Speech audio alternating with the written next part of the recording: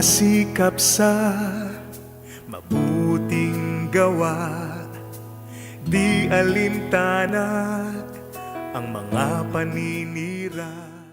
Ang dugo ay hindi po na-manufacture sa laboratorio. Kaya alam ninyo po, to stay healthy is also one thing na magagawa natin para makakontribute din tayo one way or the other sa ating mga kapwa-tao sa pamamagitan naman po ng ating mga blood donations.